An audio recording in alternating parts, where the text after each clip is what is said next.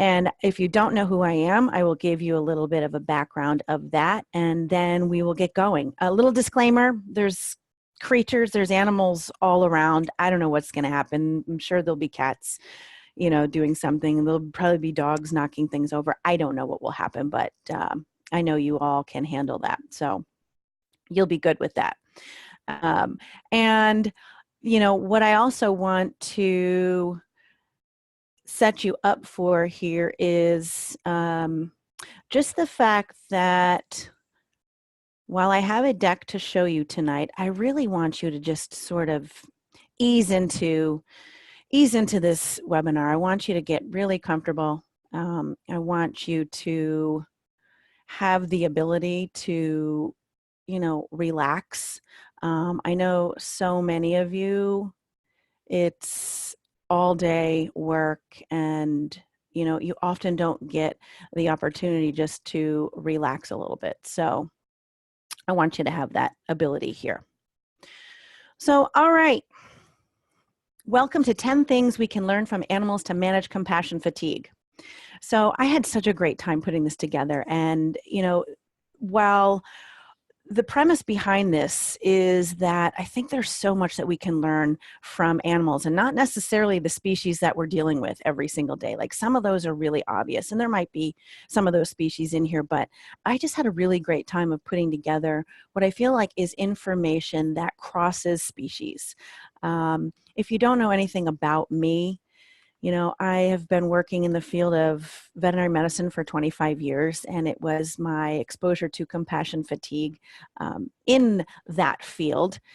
And I became a certified life coach. And, a lot of what I'm sharing with you comes from that basis of how to improve your life, how to feel better, how to get your power back in your life. So many people that I work with and that I meet across the country and in Canada feel so powerless. They feel as if they are victims to clients, to the general public, to other human beings. And I really want to give you that back. I really want to empower you.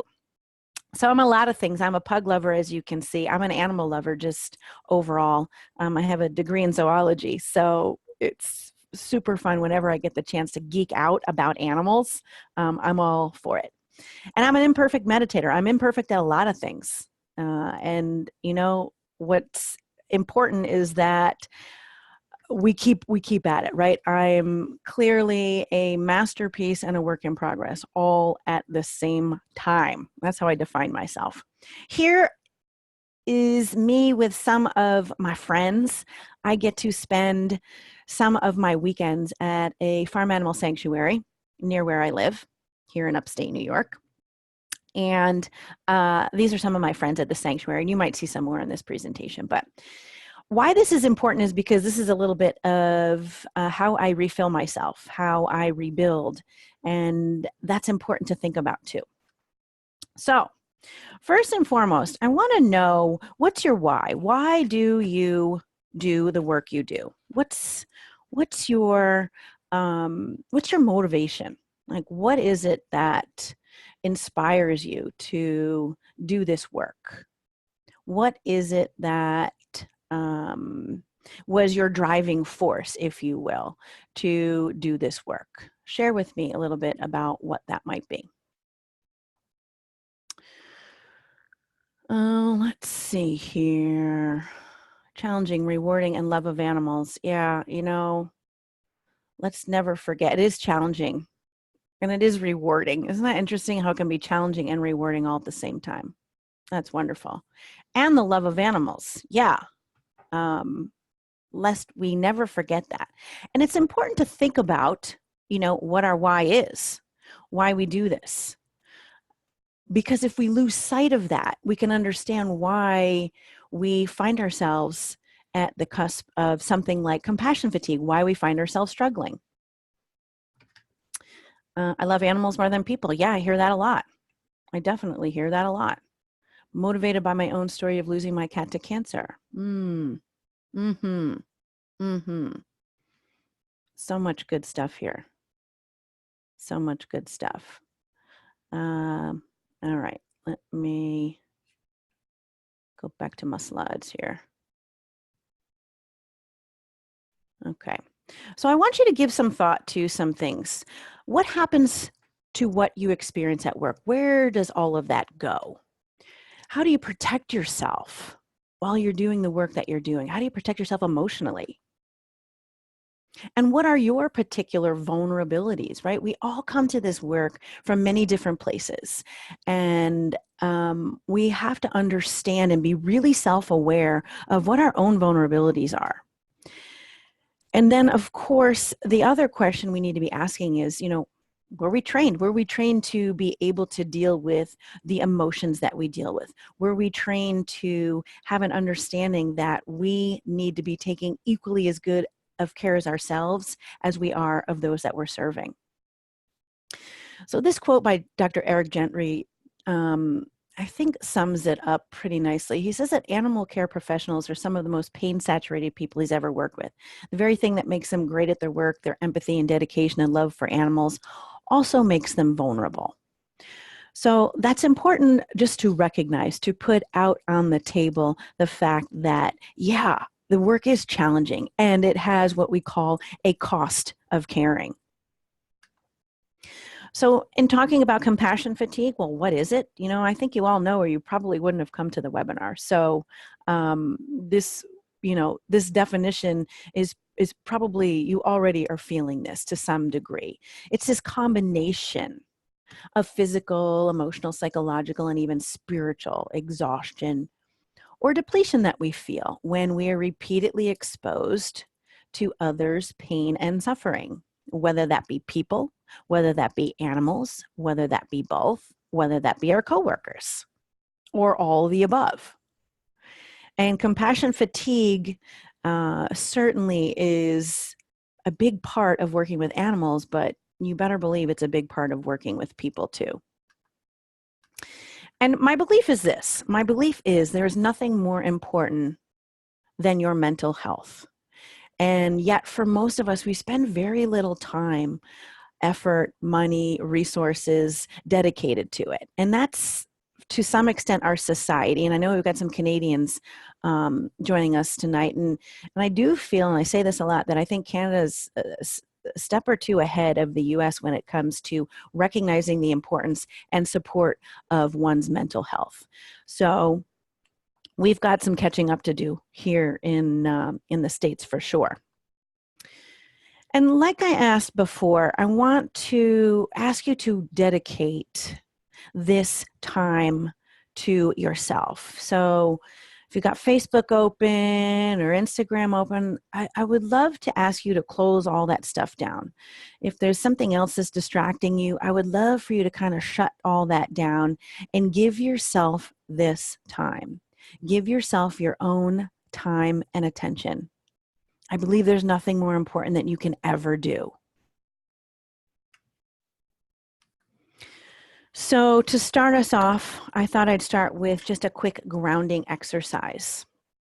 So wherever you are, sitting, laying down, standing, driving even, I want you just to start to feel the connection your body is making with whatever surface it is that is supporting you, whether that's a chair, whether that's the floor, whether it's a couch, whatever that is. Start to feel those connection points on your body where you're being held. And I invite you to close your eyes if that's available to you. And just start to notice where you are in this space at this time. Just pay attention to where you are, what your body feels like, and bring your attention to your feet. And I want you to, if you can, place your feet on either the ground, the earth, wherever you are, flat, and feel the heaviness of your feet. Feel them making contact with whatever surface they are at. And I want you to imagine that there are roots the bottoms of your feet that extend deep into the earth. And I want you to imagine that these roots go through the earth's crust. They go through the soil and the clay and the rocks, and they extend deep into the earth, through the granite, through caves, through underwater streams, all the way down into the center of the earth. See if you can just feel all of that grounding, and that you are connected to the earth and you are supported by the earth always.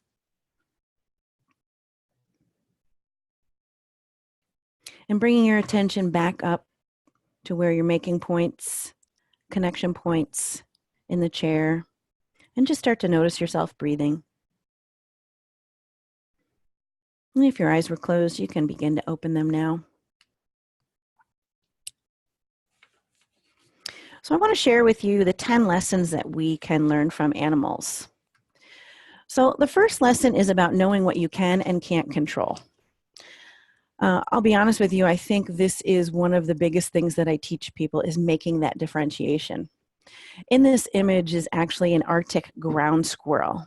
And Arctic ground squirrels, when their population reaches the maximum limit that the environment can hold, the females actually shut down their reproduction. And they do that mostly to increase their own chances of survival.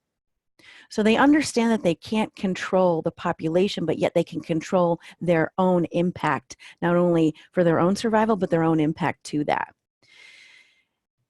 And for us, there's so much that we can't control, but we can absolutely control how we think about everything. And it's our thoughts that create our feelings. And you probably, if you follow me, you hear me talk about this a lot.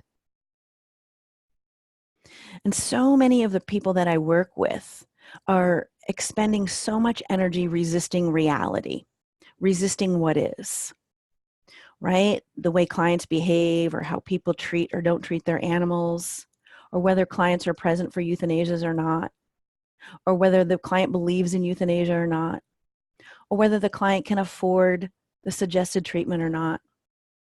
We're resisting so much of that because we want things to be different than they are. And there's so much of our energy that goes into that, and it's exhausting. No wonder we're exhausted. And when we're resisting reality, we will always lose, but only 100% of the time. So think about that. Put your energy towards things that you can control. And that, the number one thing again, is your thinking. So let me share with you why this is important. Why this is important is because most of us think that circumstances are creating our feelings. The client who says, you know, you only care about the money, you do it for free if you really loved animals. We think that's what's causing our feelings of anger. Or we think that the patient dying is causing our feelings of sadness. But it's not true. Circumstances do not create your feelings. Circumstances trigger a thought in your brain. That thought in your brain is what creates your feelings. You can't control circumstances most of the time, but you can absolutely control your thoughts. So this is extremely important to know. This is where your power is in controlling how you think about things. And as a coach, that's one of the things that I work with people about, is to teach them how to think about things differently. So animals can teach us about having self-awareness. And to be honest, that is one of the key steps in understanding how to manage our mind, manage our thinking, is about having self-awareness. And what's so interesting about self-awareness when we look at animals is understanding how a species actually qualifies for self-awareness. So in humans, we identify it as having this conscious knowledge of our own character or our feelings or our desires. And it also means having self-conscious emotions like pride or shame. That's what relates to self-awareness in humans. But in the wider animal kingdom, the bar is lowered. Why? Because it's impossible to measure what animals think and feel. So instead, we have to look for signs that they recognize that they exist separately from the environment and from other animals. So it's fascinating how this is done. So there's something called a mirror test, and this was developed in the 1970s. And what happened was an experimenter discreetly marks an animal with a colored dye or puts a colored dot on their forehead. And the animal is then presented with a mirror, and their reaction is observed. If an animal is self-aware, they'll turn around and adjust their body to get a better view, and they'll touch the colored spot, or they'll even try to remove it. And this proves that the animal understands that the reflection that they're seeing is their own, right? I know if you've ever seen your own pets, like look at themselves in a mirror, they're barking at them if it's a dog, right? Like it's clear, like they think it's another creature. So chimps, who have never seen a mirror before, what happens initially is they make threatening gestures at their reflections, but eventually they begin to use the mirror for self-directed behaviors, like grooming hard to see places, picking their noses, making faces, and blowing bubbles at themselves. So it doesn't take them very long till they realize that that is actually themselves in there. Then there's dolphins.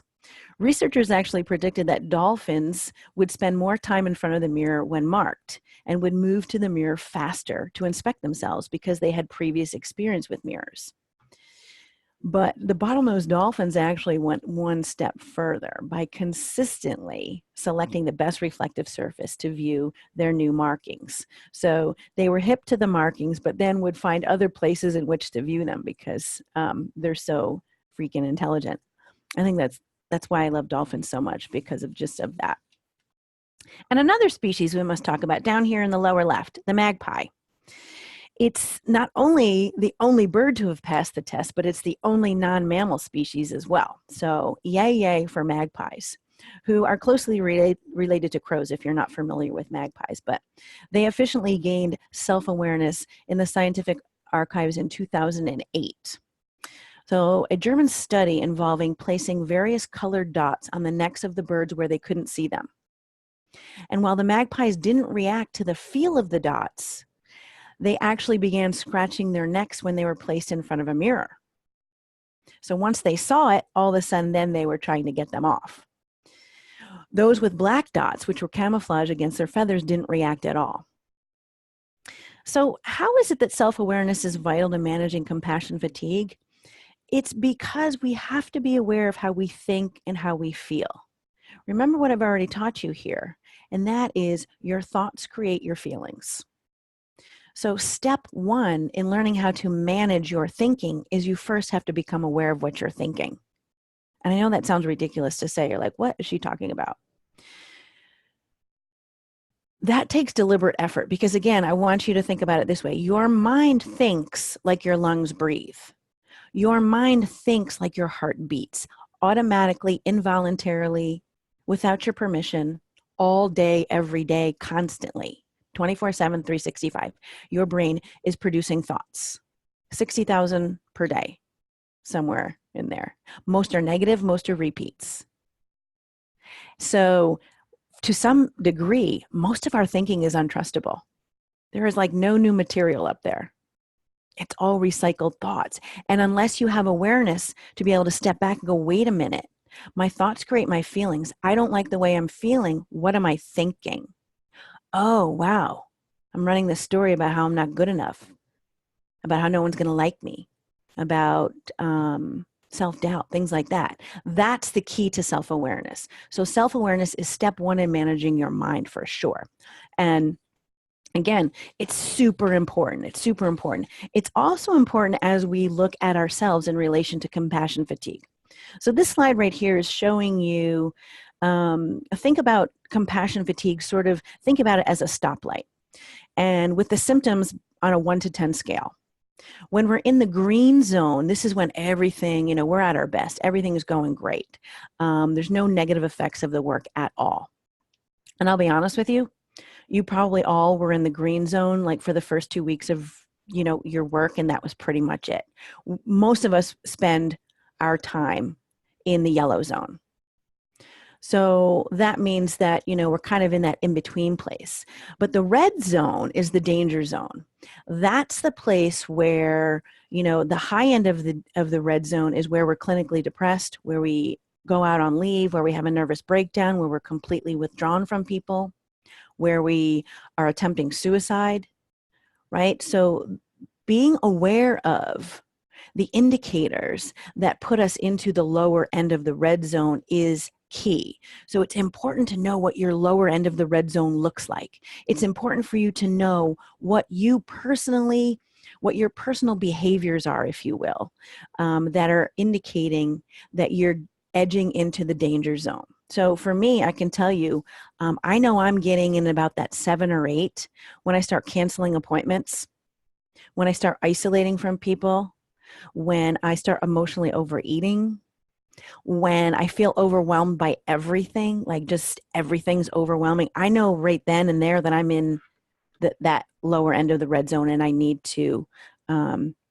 take a step back, regroup, get myself together, take some time for myself, do some of the things that I know I need to do to either self-soothe, to give myself some space, to journal, all of that stuff.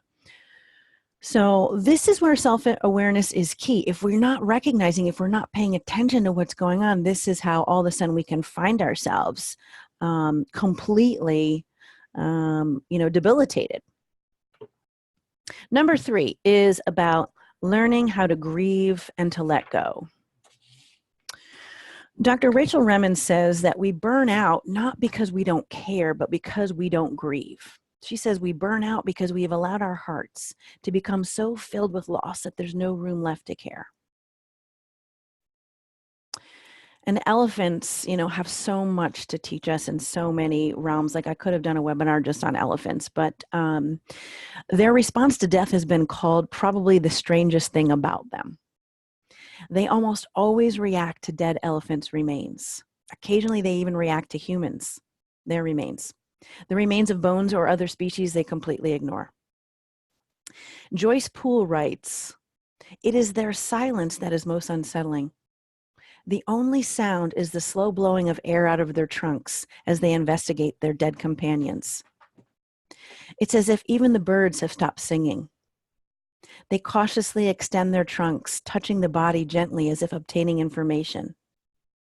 They run their trunk tips along the lower jaw and the tusks and the teeth, the parts that would have been most familiar in life and most touched during greetings, the most individually recognizable parts. Elephants sometimes cover dead elephants with soil and vegetation, making them one of the few animals who sometimes perform simple burials. After a young elephant dies, its mother sometimes acts depressed for many days, slowly trailing far behind her family. When a female named Tony gave birth to a stillborn baby, she stayed with her dead child for 4 days, alone in the heat, guarding it from lions, and then she eventually moved on. So while they grieve, they give themselves the space to grieve. And I think that's what's important here. And this is tricky. When we work in veterinary medicine, there is lots of situations that create grief during the day, right? Especially if it's euthanasia after euthanasia, then it's a puppy visit, then we're on to something else. And we don't often have time to grieve during the day. I get it.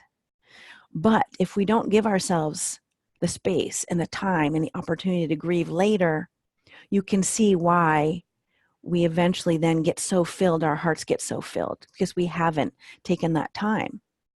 And when we actually do give ourselves the space to grieve, we then find that we actually can let go. And letting go is extremely important.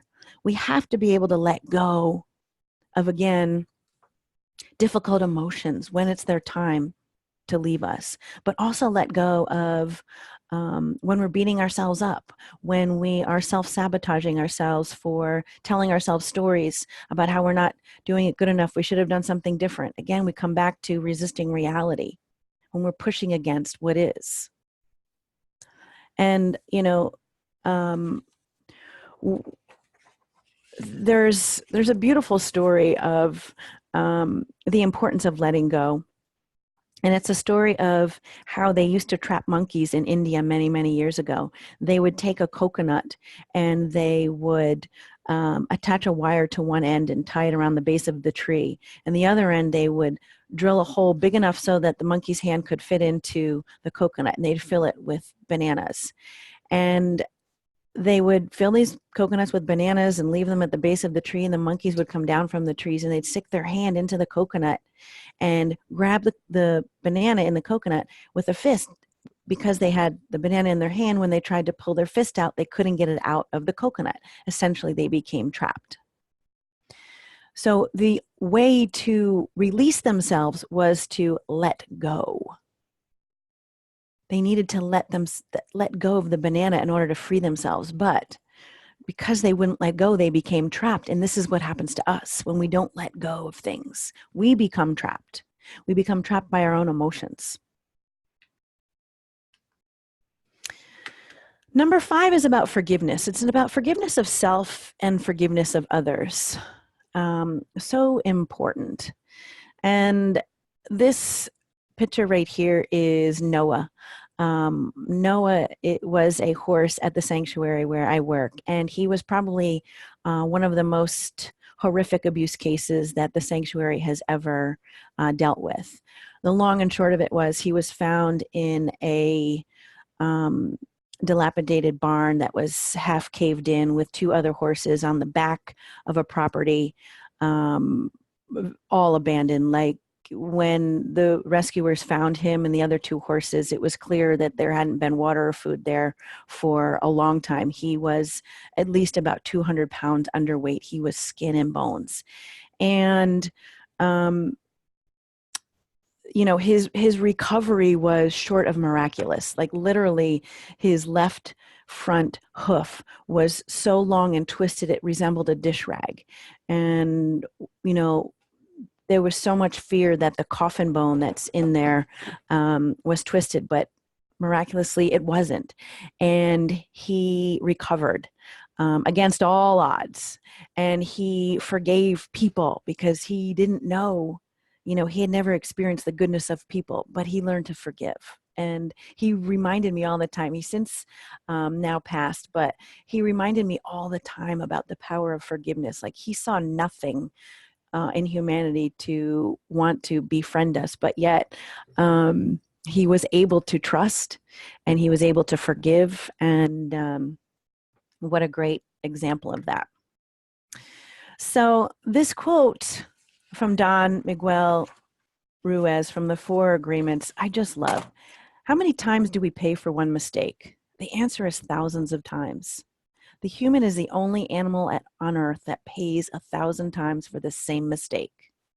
The rest of the animals pay once for every mistake they make, but not us. We have a powerful memory. We make a mistake, we judge ourselves. We find ourselves guilty and we punish ourselves. If justice exists, then that was enough. We don't need to do it again. But every time we remember, we judge ourselves again. We are guilty again. We punish ourselves again and again and again. As humans, we make mistakes and we suffer because of them. And then, like the quote says, we keep holding on to it and we suffer again and again and again. And while we're suffering again, it's causing us to be less available to those that we want to help. In order to forgive, we must let go. Number 5 is about gratitude. One of the most powerful emotions, one of the most powerful actions, I guess, that exists is gratitude. 2 chimps had been shut out of their shelter by mistake during a cold rainstorm. They were standing dejected, water streaming down their shivering bodies, when Professor Kohler happened to come by. Upon opening the door for the 2 chimps, Dr. James Luba recounts, instead of scampering in without more ado, as many a child would have done, each of them delayed entering the warm shelter long enough to throw their arms around him in a frenzy of gratitude. In 2011, May of 2011, a female humpback whale in the Sea of Cortez was found by a whale photographer and crew to be severely tangled in a gill net. They thought she was dead. her pectoral fins pinned to her body. The crew worked for hours and hours and finally got her free. She thanked them by spending over an hour showing them her joy and gratitude. And she treated them to over 40 breaches and many, many, many, many, many tail flops. It's a great video to watch on YouTube. But as humans, we have this negativity bias, and that means that negative experiences are more powerful to our brain. So our brain is always scanning for what's wrong. It's never scanning for what's right. And this is what gratitude practices do for us. A gratitude practice in any vein, whenever we're asking our brain to look for what's right, to look for what's good, to look for what we appreciate, then only good things can happen. And let's be honest, we have first world problems now. If you go to your faucet and you turn it on and fresh water comes out, that's pretty amazing. So we have to deliberately tell our brain to look for things that are good, because the negativity bias tells us that for every one negative thing that happens, we're going to need 3 positive things to counteract it. So we have to work hard to be looking for things that are good. And, the research shows us that negative experiences immediately get stuck in our brain, in our long-term memory, whereas positive experiences don't, unless we spend 15 to 20 seconds dwelling in them, experiencing them, opening ourselves up to them. And we never do that unless you're doing it deliberately. Normally something good happens, someone says thank you, we just kind of say, oh, okay, and move right on. A patient goes home, an animal gets adopted, we're like, oh, yay, that was good. And then we're on to something else very quickly. We don't dwell in the things that are positive. So deliberately focusing our brain on good things you can do in lots of different ways. You can have a gratitude journal where you just spend a few moments every single day of writing down, 5 to 10 things that happened that were good. You can do what I call the 3 things. I like to do the 3 things, at night when I'm kind of settling in, trying to shut my brain off. I'll just ask myself, what are 3 great things that happened today? Gratitude discussions, if you have kids or significant others, it's just a great conversation to have. Hey, what went right today? Tell me something good that happened today. If, even at work, where you work, you can start meetings with a gratitude practice. Or even end meetings with a gratitude practice. Wouldn't that be amazing? So yeah, gratitude, super important. And animals show it to us all the time, right? I mean, even our companion animals. Cats show us gratitude all the time. How do you know if they're not scratching you or hissing at you? They're being grateful, for sure. And dogs show it to us all the time. And, what I hear from a lot of people is that they want more gratitude from human beings, right? It's like we want it from our clients or the other people that we're serving. We want them to be more grateful. Guess what? The animals are showing it to us all the time. And the other place is we can be expressing gratitude to each other. Like, it costs nothing to say thank you. It costs nothing. It takes a second out of your day to thank your coworker. Hey, thanks for doing that. Thanks for, taking that call for me. Thanks for taking that message. Thanks for doing that bandage change for me. Whatever it might be, it just takes a second. And it means a lot because we all want to feel valued. We all want to feel appreciated. So let it begin with you. Let it begin with you. Number 6 is about letting others be who they are. Oh my gosh. If you don't love this photo, then clearly there's something wrong with you because it's so amazing. This is Surya, is the orangutan, and Roscoe is the dog. And they live together at a rare and endangered species reserve in the U.S. While orangutans are endangered, dogs certainly aren't. But Roscoe has lived there ever since he followed Surya home. It didn't look like he had any other home to go to, so he stayed there, and they've been great friends ever since. Look at these 2. I mean, look at these 2. So letting others be who they are is about, Surya is not trying to make Roscoe into an orangutan and vice versa. Here's Mabel the hen. Found a new wonder when she was moved into her owner's home, puppies. For some reason, the year-old hen has taken to roosting on the puppies and keeping them warm while their mother prefers to be outside. How about this one? Tinny the dog and Sniffer the wild fox have been the best of friends since they met in the forests of Norway. Tinny's owner does what he can to keep up and photograph the pair as they play in the woods. Like literally, that's a wild fox that's nuts over this dog. Absolutely nuts. So notice that none of these unlikely friends tries to change the other to be more like them. Instead, they let them be who they are and all that that means. And, you know, I see a lot of stress and anger and frankly, energy being wasted on trying to change others. And we can't change others. We can't change clients. We can't change coworkers. We can't change management or the public. But we can absolutely adopt a mindset where we let them be who they are and we take them for who they are. And I'm not talking about being abusive, but I'm talking about, you know, letting a high maintenance client be who they are. Letting somebody who's rude, that's who they are. That's how they show up in the world. And I'm here to tell you that they're not just showing up that way to you. They're showing up in the world that way everywhere.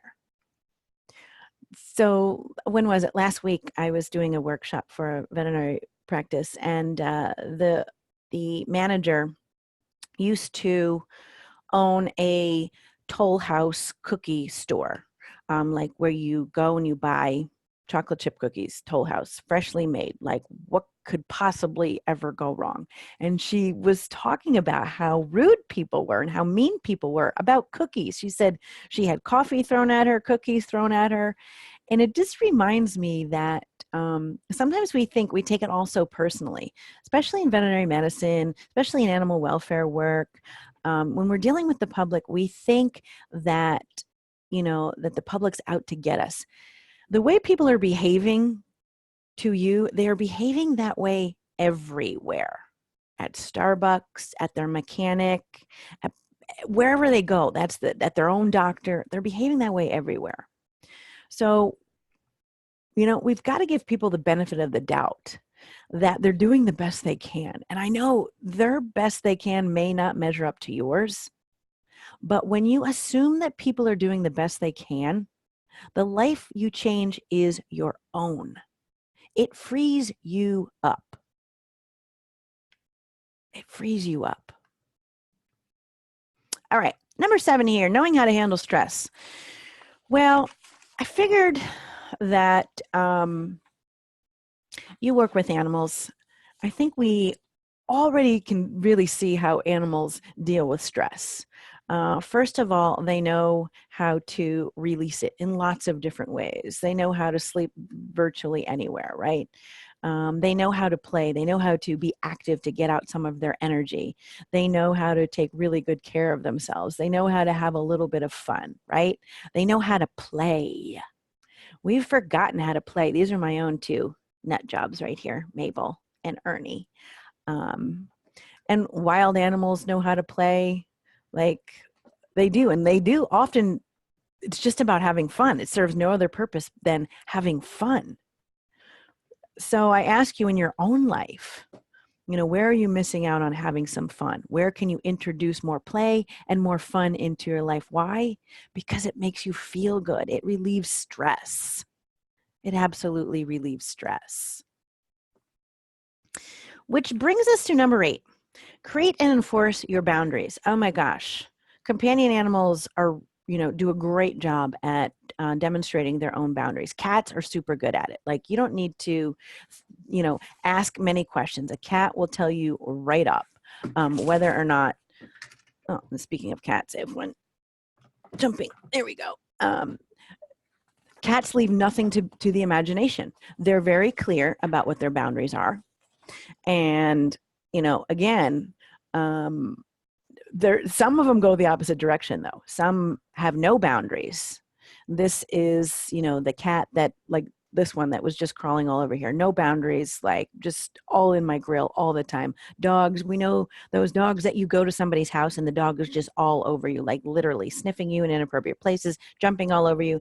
Those are animals that have no boundaries. But So let's talk a little bit about boundaries. So boundaries are where two things become different, where one thing ends and another begins. What's okay with you, what's not okay with you. And I see a lot of compassion fatigue resulting from poor or non-existent boundaries. We don't say no when we want to, or we don't say yes when we should ask for help. In either scenario, we end up feeling resentful and angry. And, let's be clear about one thing, and that is that boundaries aren't about controlling other people. Boundaries are about what you will do if somebody else does something. So there are definitely times in veterinary medicine where we need boundaries with clients, for sure. Clients definitely do things that are not okay with us, and we have to be able to protect ourselves. We have to have either policies in place or literally, we say things like, if you continue to yell at me, I will leave the room. If you continue to use profane language at me, I will leave the room. If you throw something at me, we will no longer provide services to you. So literally, it's not about controlling. You can't control other people, right? I mean, and if they're completely out of hand, yes, we're going to call the police, but don't go to that extreme for this part of this conversation. So boundaries really are about what you will do in response to another's behavior. And they're difficult, they're challenging. And we have boundaries. Certainly we have personal boundaries, we have professional boundaries, and they are different. They are different. In an organization, whether that's a veterinary hospital, animal shelter, lab animal, like we have to have policies in place for boundary setting to let employees know what's okay and what's not okay. And if we don't have those, that's when we get into trouble. If there are no policies in place, some guidelines to let people know what's tolerable and what's not tolerable. So this can become, a big issue. And I do a lot of work around boundaries with people, because what I find is that we that work with animals often don't feel comfortable stating what we need.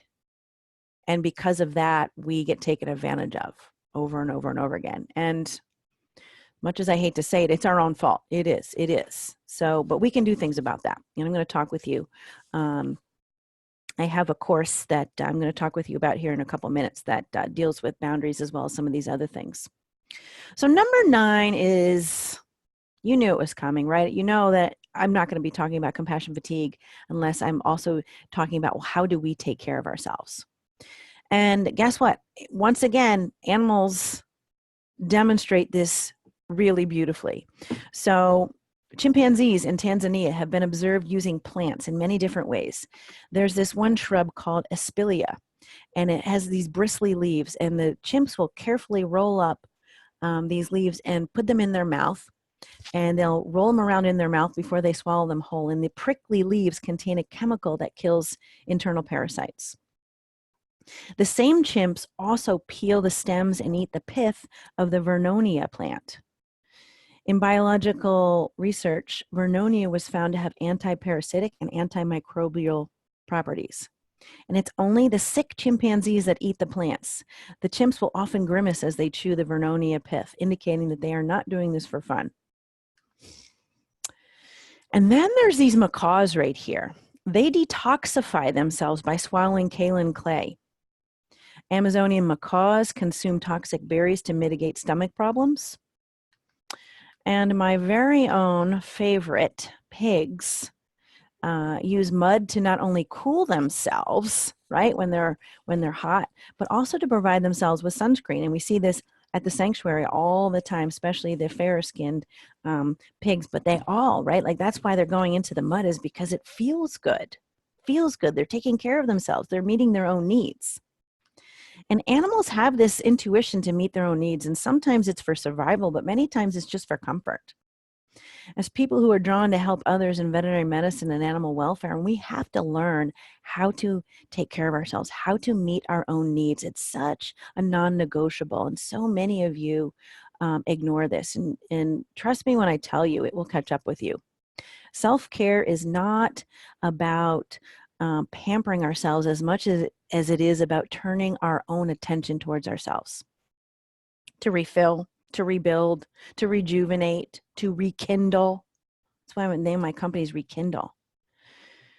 And what I feel like you need to be reminded of is that you're worthy of taking exceptionally good care of yourself. Why? Because you were born. Like that's all that ever needed to happen. You're worthy of your own time and attention and exceptional care because you were born. That makes you worthy. So please, if you take nothing else away from this webinar, I want you to take away the importance of your own time and attention focused on you, and not from a place of selfishness, but from a place of survival, your own. It's time to fill your own cup. And it's not about sacrificing yourself for others. Like that, nobody wins. Nobody wins from that. It's about recognizing and filling your own cup so much that the overflow is what you bring to others. I want you to give from this place of abundance. Give from abundance. That's what feels good to everybody. It feels good to you, and it feels good to be on the receiving end of that. Because let's be honest, have you ever received something from somebody who you could tell was angry and resentful about it and almost like a little bit passive aggressive about it? Someone was doing something for you, but it didn't feel good because you could sense that it was coming from a depleted place, that they were kind of angry about it, that there was sacrifice there. Yeah, that doesn't feel good. It doesn't feel good. So we are at number 10. Oh, so important. And this is about recognizing that transformation is your birthright. Everything transforms. The butterfly is such a great example of transformation. And so that caterpillar then goes into that chrysalis. And in that chrysalis, it's completely broken down. It turns into goop. It's liquid in that chrysalis. And then the cells that are in there then form into what we eventually see as the butterfly. So in any transformation or change cycle, the first stage is where things are breaking down, where they're seemingly falling apart. Think about the seasons and think about winter. It appears as if during the winter, everything's dead. And while it looks that way, the reality is that there's seeds of something very beautiful beginning to form. Spring, right? The rebirth that always comes after the winter. And we're like this too. Like this is how change happens for us. There's this breakdown. It looks like everything's falling apart around us. And I've had so many of these experiences myself that I feel like this is my biography or my autobiography about transformation, about breaking down. So I want you to think about compassion fatigue as this portal or as this doorway to your own transformation. My belief is that compassion fatigue is a wake-up call, that your essential self is being ignored or not being properly cared for. And that's great news, actually, because if you understand it just for that, if you understand it's a time for change, then you can accept an invitation to not run away and hide or to ignore what's happening. And if you feel ready for change, or you want to feel better, or you want things to feel better, then I invite you to consider all the different ways that transformation happens, right? This is Franklin. Franklin was a pig at the sanctuary who came having extremely low self-esteem, and that became a problem to the other pigs that he was living with. They sensed something was off with him, and therefore it caused a lot of problems. So he went away to what was referred to as animal camp with a cow and a horse that were also having some identity problems. And the three of them, three different species, bonded and built each other's self-esteem. So when Franklin came back at the end of the summer, he was a completely different pig.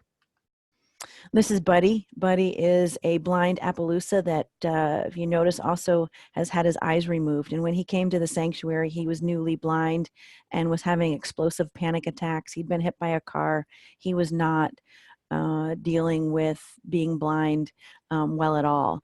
And through time, through love, through trusting, through, he transformed into this gentle beautiful, beautiful soul who is so comfortable in his own skin that you honestly can't believe he can't see, because it's sometimes shocking even to me. And here actually is just a chicken. On the left is this chicken when she was rescued from an egg-laying farm. And you can see, you know, her body condition was really in rough shape, versus on the right side, after about 6 to 9 months, the transformation that happens. And we see this all the time in animals. You guys see it all the time. You see it either in, you know, from sick animals to healthy, from neglected to loved. You see it all the time. This reminding that change and transformation is so possible. So if you're being called at all to do anything with change, I want to invite you. I do have a 6-week course that is open for registration. So a couple things about it is that it is a 6-week online course. It starts on May the 12th. And there's 6 modules, so it's really an on-demand course. I release the modules on Saturdays, and you have a week in order to digest the modules. There are some worksheets that go along to sort of give you a deeper dive into what each week's lesson is all about, and so that you have some practices that you can use to instill those. There are 6 live support calls to go deeper and receive some coaching and support. And those are all recorded. If you can't make them live, you can listen to the replay. You also get 2 60-minute private coaching sessions with me. There's an optional private Facebook group where we just try to connect with one another and have a place of support. Completely optional. Facebook's not your jam, no worries. So the modules are really all connect back to a lot of the things that we talked about tonight. The first module really teaches you how to coach yourself. It teaches you how to change the way you think. Why? Because when you change the way you think, you change the way you feel. And I teach you a self-coaching model here that you can use for any problem you have in your life. It's transformative. It was what really changed my life. The second module is, this would be great if it weren't for the people, right? I love that somebody before said, you know, I love animals more than people. So this is about dealing with difficult people, how to do that. Number 3 is about boundaries. We were just talking about a few minutes ago. Module 4 is about reducing stress in some really unique ways, not things that you've heard of before. I talk about a lot of new and interesting things that have been used to reduce stress. Number 5, module 5 is about badass self-care, not your mama's self-care. This is badass self-care. And number 6 is about mindfulness and meditation. And I teach you how to meditate and why that's so important, and the benefits and the research and all of that. So how do you know if this is for you? Hey, you know, if you're struggling with compassion fatigue, if you're ready for a change, if you have a belief that if others would change, you could be happy, then this would definitely be a course for you, because you can't change others, but I can teach you how to change yourself, and it feels so good. If you're sick of beating yourself up, if you've got a negative loop in there, that is a lot of negative self-chatter, like lots of us have, I'm going to help you rewire that. And if you want to take better care of yourself, and most of us need some accountability to that. So that's what I'm offering here. And some benefits, you know, what do you get out of this? Well, you get to feel better. You get to learn how to change the way you think. You get to have some ownership in your life and love your work again. And I hear this all the time from people in the course, that their relationships improve. People say all the time, like, they're surprised, like, wow, I thought this was just going to help me in work, but it's actually helped me in my life. I was like, of course it would. You'll feel happier, and you will create some sustainable ways to take excellent care of yourself. Hugely important. A couple testimonials here.